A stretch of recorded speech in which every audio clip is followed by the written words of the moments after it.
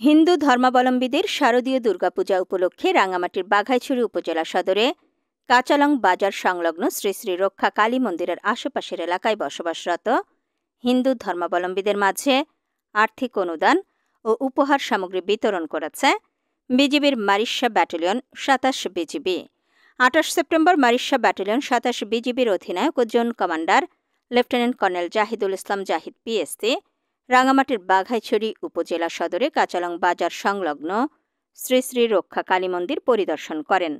মন্দির পরিদর্শনকালে তিনি পূজা মণ্ডপের সভাপতি ও উপস্থিত হিন্দু সম্প্রদায়ের জনগণের সাথে কুশলাদি ও মত বিনিময় করেন এবং ২০টি অসহায় পরিবারের মাঝে শাড়ি, লুঙ্গি, পোলাওয়ের চাল, ডাল ও তেলসহ বিভিন্ন উপহার সামগ্রী এবং নগদ ১০,০০০ টাকা আর্থিক অনুদান প্রদান করেন।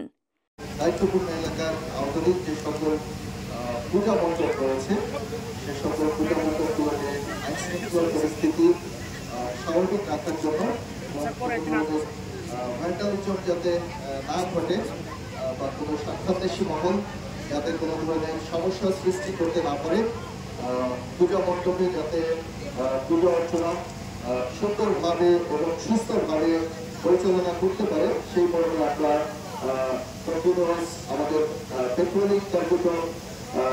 বিজিবি হবে সীমান্তের নিরাপত্তা ও আস্থার প্রতীক।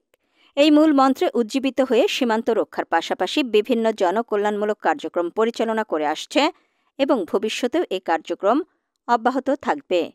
তিনি আরও বলেন, শারদীয় দুর্গাপূজা সুষ্ঠু ও সুন্দরভাবে সম্পন্নের জন্য বিজিবি, সেনাবাহিনী ও স্থানীয় প্রশাসনের সাথে সমন্বয় করে দিনে ও রাতে টহলের মাধ্যমে নিশ্ছিদ্র নিরাপত্তা নিশ্চিত করছে। তিনি উল্লেখ করেন, পাহাড়ি বাঙালি আমরা সবাই বাংলাদেশী।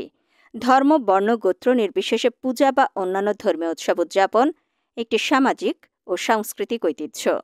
সমাজের সকল স্তরের মানুষ মিলেমিশে থাকলে একটি শক্তিশালী ও ঐক্যবদ্ধ জাতি গঠন করা সম্ভব, যা দেশের উন্নয়নে সহায়ক। এ সময় মারিশা জোনের উপ অধিনায়ক মেজর এম শাহিনুর রহমান, সহকারী পরিচালক মোহাম্মদ হাফিজুর রহমান, স্থানীয় গণ্যমান্য ব্যক্তিবর্গ এবং প্রিন্ট ও ইলেকট্রনিক মিডিয়ার সাংবাদিকগণ উপস্থিত ছিলেন।